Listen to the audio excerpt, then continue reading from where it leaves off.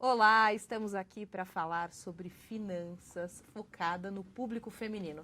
Em primeiro lugar, perdão pelo atraso, mas o importante é que estamos aqui.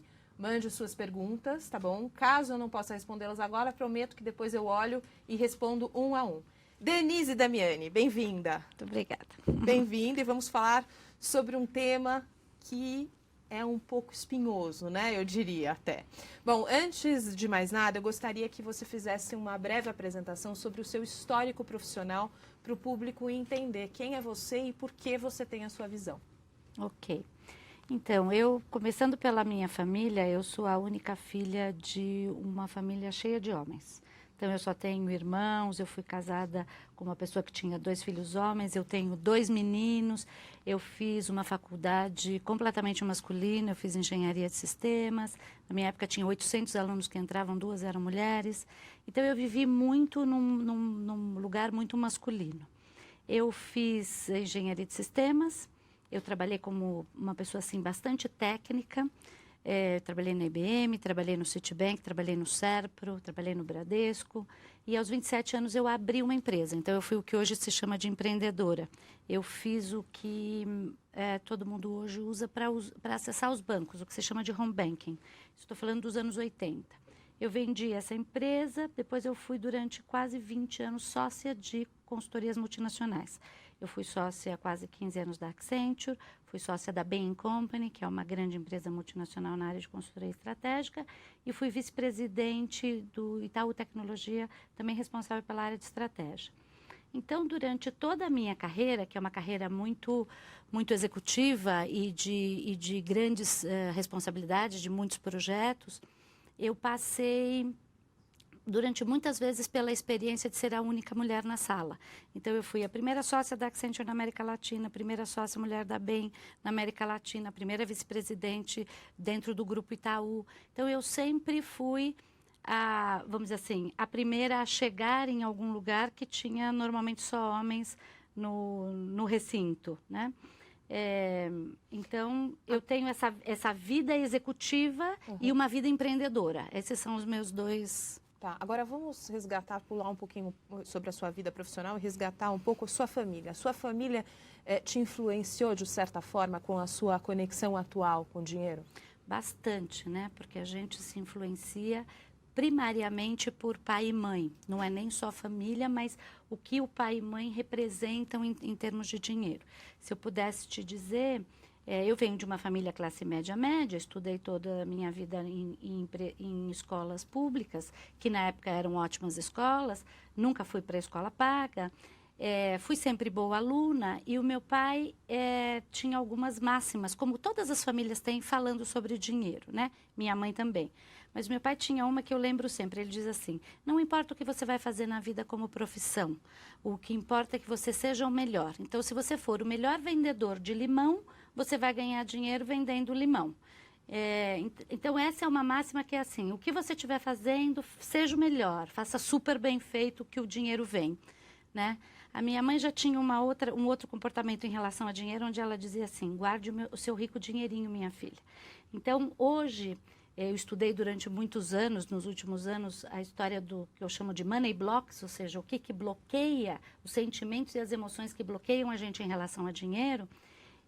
Existe uma categorização das pessoas pelas crenças que ela tem em dinheiro. Então, a gente poderia dizer que a minha mãe está dentro da categoria do sofrimento, onde ela acha que o dinheiro é sempre perigoso de perder, sempre vai faltar, sempre... Então, tem aquele sofrimento. E o meu pai sempre foi atrelado ao poder, ou seja, o dinheiro te traz possibilidades de você ter poder na vida. Então, eu fui, e eu, durante muito tempo, fui as duas coisas, né? Uhum. Tanto o dinheiro significava poder e liberdade, como o dinheiro significava sofrimento. E eu acho que ao longo da vida, o que a gente pode fazer, e o que eu fiz comigo, muita terapia, né? Faço sem terapia dúvida. desde que eu tinha 18 anos Ajuda de idade. muito. E reflexão, ressignificar. Você fala, ok, isso é minha mãe, isso aqui é meu pai, mas quem sou eu? Ou seja, o que o dinheiro quer dizer para mim e qual é a ressignificação que eu faço a partir do momento onde eu estou hoje. Porque a Denise de hoje é diferente da Denise de 18 anos de idade ou de 14 anos de idade, que tinha outras possibilidades, né? Tá.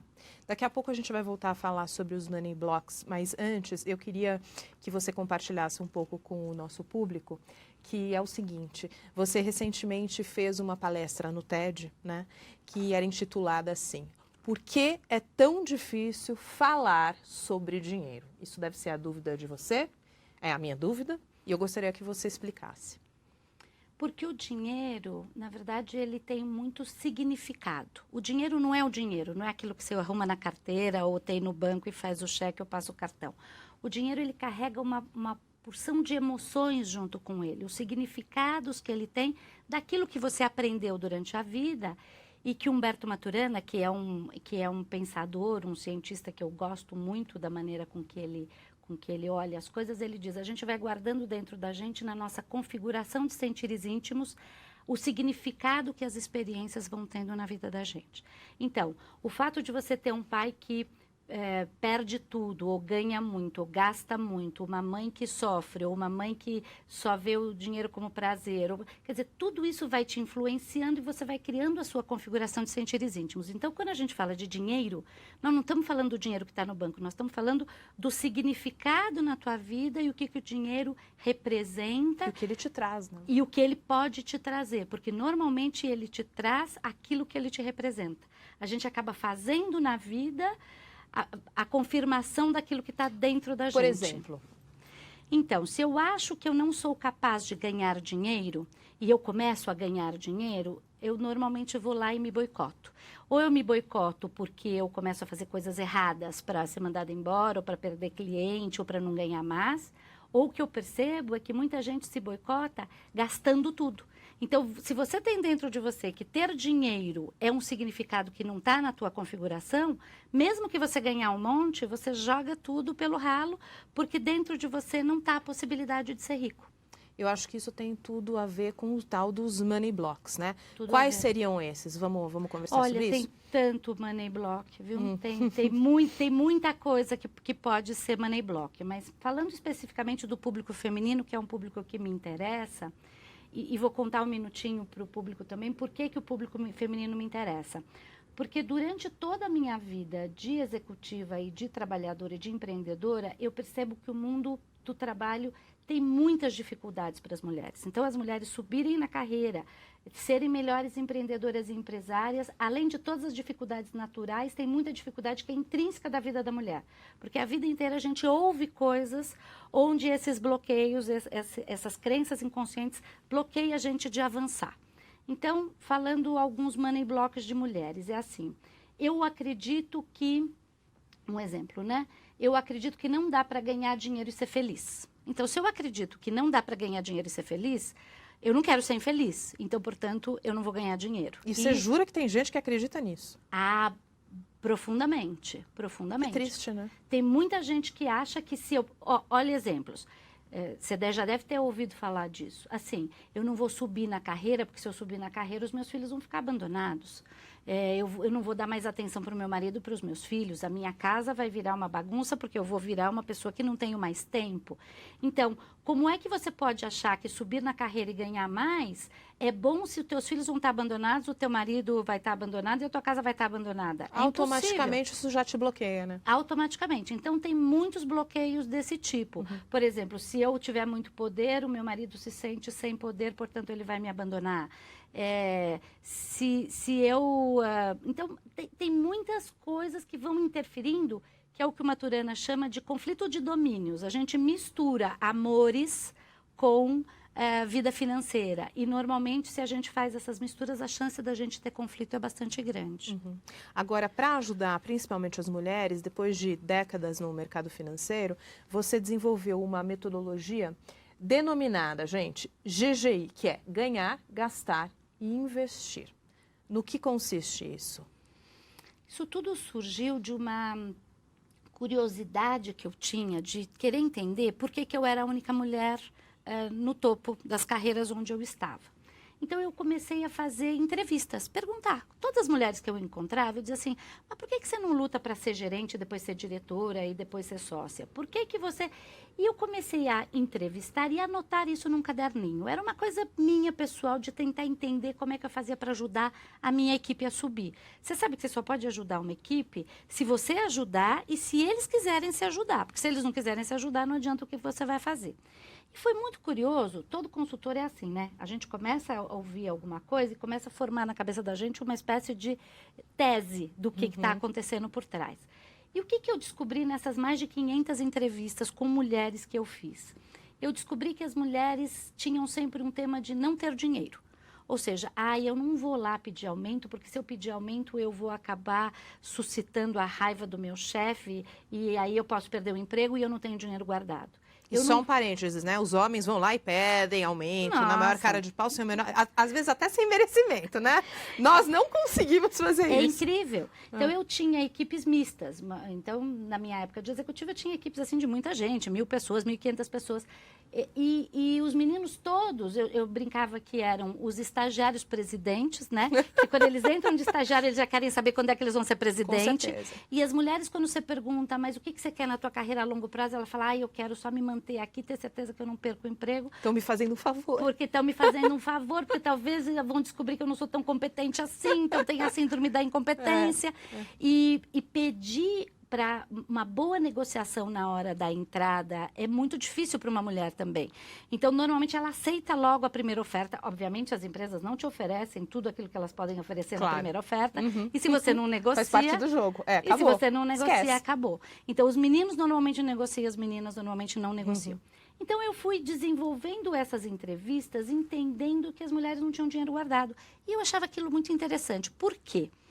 E agora já está muito divulgado, né? Nos últimos anos a gente fez muita divulgação das diferenças que existem. As mulheres ganham, em média, 25% a menos do que os homens. E eu estou falando aqui de mesmo cargo, mesma empresa. Eu não estou falando de... Porque eu já vi gente falando assim, mas é que as mulheres vão fazer coisas de humanas, os homens vão fazer coisas de exatas pagam mais que humanas. Não é isso. É que para o mesmo cargo, mesmo tempo de formado, fazendo a mesma coisa, as mulheres ganham menos. E ganham menos. Aí depois você pode ler todas as entrevistas, todas as pesquisas que existem sobre isso, que hoje em dia já são várias. Então, olha a matemática, as mulheres ganham menos. Gastam mais. Por que gastam mais? Porque a mulher cuida.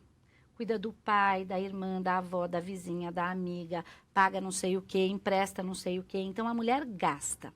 Além da gente gostar de comprar sapato, bolsa. A gente não precisa nem adentrar nessa área. Desse detalhe. Né? Exatamente. Mas gasta mais. E a mulher não sabe nada sobre investimento. Por quê? Porque ela acha que ela é incapaz de aprender. Então, se você fizer uma pergunta sobre como é que você investe o teu dinheiro e tal, normalmente a resposta vem, eu não entendo nada disso, eu não invisto porque eu não entendo de matemática. Eu costumo dizer, se você souber fazer 2 operações, que é somar e subtrair, você pode... Resolvido. Mas tem um medo dessa coisa do investimento, onde o mundo financeiro também não ajuda muito, né? Então, o que eles trazem de informação é sempre numa coisa enigmática que você lê e que você não entende nada. Então, olha a matemática. Você ganha menos, você gasta mais e você não sabe investir. E a mulher vive mais anos do que os homens. Em média, 7 a 10 anos a mais do que os homens. Então, precisa de mais dinheiro no final da vida. E o final da vida das mulheres, em geral, é pobre. Até a geração da minha mãe, vamos dizer assim, qual era a normalidade? É que as mulheres eram cuidadas, não é? Pelos filhos, né? Pelos filhos, os maridos deixavam coisas, os filhos cuidavam se a mãe não tinha condições. O que eu acho que não é um bom legado para deixar para os filhos o peso de ter que cuidar dos pais. E fora o peso, a responsabilidade, né? E os maridos têm uma péssima mania de morrerem, de se divorciarem, de arrumarem outra de repente. Então, as mulheres começaram a descobrir que não tem outro jeito senão cuidar delas, Exatamente. Né? Desculpa te interromper um minutinho. Eu só queria falar para você que está chegando agora que nós estamos aqui entrevistando Denise Damiani. Ela é especialista em finanças. E, assim, o que ela gosta mesmo é de tratar e abordar as finanças com o público feminino. Obviamente, todos podem aproveitar, mas o negócio dela é o público feminino, né, Denise? É isso. Denise, me conta uma coisa. Você acha que nós atrelamos o dinheiro ao nosso estado emocional? Totalmente, totalmente. O dinheiro tem tudo a ver com o nosso estado emocional. Isso é parte dos money blocks e é parte das coisas que a gente traz lá da infância ou de durante toda a vida. Então, coisa que eu ouço muito falar é assim, ai, eu tô tão triste, eu não vou nem abrir a minha conta corrente para ver se ela tá negativa ou não. Ai, se eu sei que a minha conta tem chance de estar no vermelho, eu não vou conferir. Então, você vê, o que tem a ver? Quando você tá com a conta no vermelho, é que você tem que olhar para ver o que você vai fazer. Exatamente. E não ter medo de uma conta no vermelho e eu não vou nem olhar, como se eu não olhasse aquilo desaparecesse.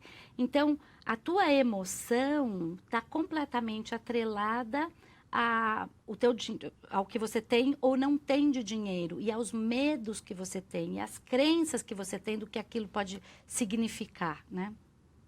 Por falar em crenças, nós temos diversas crenças. Eu tive o privilégio de acompanhar você. Teve um festival chamado Path Festival, cheio de conteúdo, e lá estava a Denise Damiani e eu fui ávida para entender um pouquinho sobre esse universo. Por falar em crenças, existem as crenças, por exemplo, de que os pais com muito dinheiro, eles não querem ajudar os filhos, porque têm pavor de criar filhos, de repente, folgados. Né? Ou tem também aqueles pais que tiram absolutamente de tudo, né, para ajudar os filhos folgados. Tem esse, né, contraponto. O que você tem a dizer sobre isso? Olha, eu gosto de uma frase do Warren Buffett que dizia assim, eu quero dar para os meus filhos o suficiente para que eles possam fazer alguma coisa e não demasiado para que eles não queiram fazer nada. Eu acho que isso reflete muito o que eu penso. Quando os pais têm uma riqueza, e quando eu estou falando aqui de riqueza, ela é sempre relativa. Você não precisa ser o Warren Buffett, mas as riquezas é relativa ao que você tem na sua família. E os filhos percebem que eles gostariam e poderiam ter alguma ajuda dos pais, e os pais não dão essa ajuda, cria um ressentimento muito grande. E às vezes os filhos se bloqueiam de fazer coisas porque têm esse ressentimento com os pais. Ao mesmo tempo, os pais que dão coisas demais, com muita facilidade, sem poder, também estão dando uma lição aos filhos, dizendo assim, olha, você é o rei da casa e não precisa ter merecimento nenhum, e eu faço todo o sacrifício, mesmo entrando em dívida, vou dar as coisas para você. As duas coisas criam situações muito complexas, que depois é muito difícil para essas crianças e esses filhos saírem desta posição. Então, o que eu acredito? Se você... Outra coisa que eu ouço bastante, ai, mas eu não vou dar essa, eu dei uma casa para o meu filho, mas eu não vou passar no nome dele, porque depois ele acaba casando com alguém que eu não gosto e a metade da casa vai para o outro. Eu digo, gente, ou bem você dá e confia que o teu filho vai fazer um bom uso e uma melhor boa escolha, né? ou não dê, porque também a hora que você dá e não dá, você cria muita confusão. E a mensagem que fica passada para os filhos é assim, olha, eu não confio em você. O que eu estou fazendo, na verdade, é que é um controle e usando o dinheiro para te controlar. Ontem eu conversei com uma menina que tinha 27 anos e a clareza de que o pai usava o dinheiro para controlar. Então, eu te dou o apartamento, mas eu não passo no teu nome. Mas se você vai morar lá, você não pode morar com o teu namorado. Se você for morar com o teu namorado, então eu não te dou o apartamento. Ou seja... É destrutivo isso, na verdade, não está ajudando, né? Está fazendo é mal. Isso uma sim. confusão de assuntos total, entendeu? Então, os pais deveriam dar na possibilidade que eles têm, não mais, e na vontade que eles têm para não deixar os filhos se sentindo magoados por não receber uma primeira ajuda, mas também não dar tudo, porque o filho tem que ter o desejo e a possibilidade de fazer o dele e não ser o pão da vergonha, sabe? Aí recebi tudo e agora eu vou ficar aqui folgado. Então, essa decisão, essa linha, é uma linha que tem tudo a ver com a sua família, sabe? Qual é a tua possibilidade?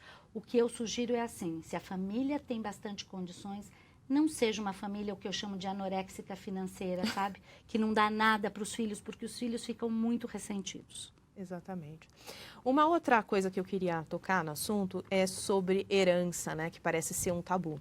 E, gente, só para lembrar que herança não é... Inclusive, ela falou recentemente numa das palestras dela que herança não é que você seja herdeiro da família Gerdau ou Lehmann, não é isso. Às vezes você vai herdar 2 ovos. Mas é importante que você saiba, antes da morte dos seus pais, se são 1, se são 2, 3, 4 ovos. Não é isso? É isso. Isso é um tabu nas famílias, as famílias não abordam esse assunto, Não. né? E fica aquela coisa, os filhos também não adentram nessa seara porque, putz, parece que eu tô querendo matar os meus pais antes. E não é nada disso. As pessoas têm que ser preparadas, tem que existir um planejamento. Você concorda? Concordo totalmente, porque essa é uma das coisas que impede as pessoas de irem fazer a sua vida. O que eu vejo muito nas famílias, eu lido muito hoje com as empresas familiares. Eu faço consultoria para grandes e médias empresas familiares. O que acontece é que, às vezes, os filhos não fazem nada da sua vida esperando uma herança. Mesmo que não seja consciente, que eles falem que eles estão tentando fazer uma vida, no fundo, eu digo aqui assim, ó, tem a ideia de que se tem uma herança. Então, que no fundo eu não vou precisar batalhar tanto, eu estou aqui só esperando essa herança chegar. E, infelizmente, o que eu tenho visto é que as famílias que não conversam sobre essa herança, às vezes vêm péssimas surpresas, porque os filhos estão esperando receber dinheiro e recebem dívidas, né? E mesmo que não forem dívidas, mesmo que tiver uma herança, você não sabe quando que essa herança vai vir. Então, não conversar sobre herança é deixar os filhos todos pendurados numa coisa que não se fala, não se sabe quanto é, não se sabe qual é o desejo dos pais. Então, fica aquele assunto, que é um assunto assim que todo mundo sabe, mas que ninguém conversa. Chance de ter briga e discussão e desentendimento na morte dos que deixam a herança é bastante grande. Então, a minha sugestão é, seja a herança dos 2 ovos ou muito mais do que isso, os filhos têm direito a saber o que você quer. Então, o que eu faço com os meus filhos, por exemplo, eu tenho 2 filhos gêmeos. Eu digo, olha, isso daqui é de vocês, está no nome de vocês, está passado para vocês. Isso aqui é meu. Eu tenho o direito de torrar tudo durante a minha vida ou não. Não contem com isso. Vão fazer o que vocês têm que fazer. Mas vocês sabem que tem isso daqui. Se eu viver até 120 anos, o que eu espero viver, não vai sobrar nada. Se eu morrer daqui a 2 anos, numa doença ou num acidente ou qualquer coisa muito antes do tempo, vocês sabem exatamente o que eu tenho. Agora, não contem com isso. A outra coisa que eu fiz com os meus filhos também foi bacana. Eu tenho um engenheiro e um arquiteto. Eu falei, olha, se vocês tiverem um bom negócio para me trazer, eu analiso como investidora. Então, agora eles querem construir um prédio, me trouxeram todos os cálculos para ver se eu quero ser investidora do prédio. Então, business. É herança deles, eles é que vão ficar com isso depois. Mas, no fundo, é para se movimentar, para poder fazer aquilo gerar um outro tipo de riqueza, né? Denise, infelizmente eu tenho que te interromper porque o tempo está acabando, mas eu prometo que eu termino em 30 segundos. Mas antes eu preciso que você fale o seguinte, eu ouvi na sua palestra que tudo se modifica a partir daquilo que eu quero conservar. Explica isso em breve. Isso é uma definição do Maturana que conta pra gente que eu adoro a palavra decido. Se você decidir conservar alguma coisa na tua vida, a tua vida começa a acontecer coisas em volta dela para você conservar isso. Vou te dar um exemplo bem rápido. Se eu decido que eu vou conservar o meu casamento e eu vou ficar casada de qualquer jeito, eu posso apanhar do meu marido, ele pode ser um horror, ele pode fazer coisas terríveis, eu vou fazer de tudo e vou ficar casada. Se eu decidir conservar, ser bem tratada, talvez o meu casamento não se mantenha. Então, todas as vezes que estiver acontecendo alguma coisa na sua vida que você não goste muito, eu sempre peço, faça essa pergunta, faça esse escrutínio interno. Para isso estar acontecendo, o que eu estou conservando? E se você descobrir que você está conservando uma coisa que você não quer conservar, olha que maravilha, você muda. Se livra dela. Se livra dela, a tua vida muda. Tá bom. Denise, muito obrigada, de verdade. Espero que a gente possa ter uma chance, outra oportunidade em breve, tá? Muito obrigada. É um prazer, muito obrigada a vocês. Prazer. E você também, se você não pôde assistir e acompanhar a entrevista ao vivo, você tem a chance de acompanhar no site exame.com, na página da revista Você S.A. Tchau, até mais.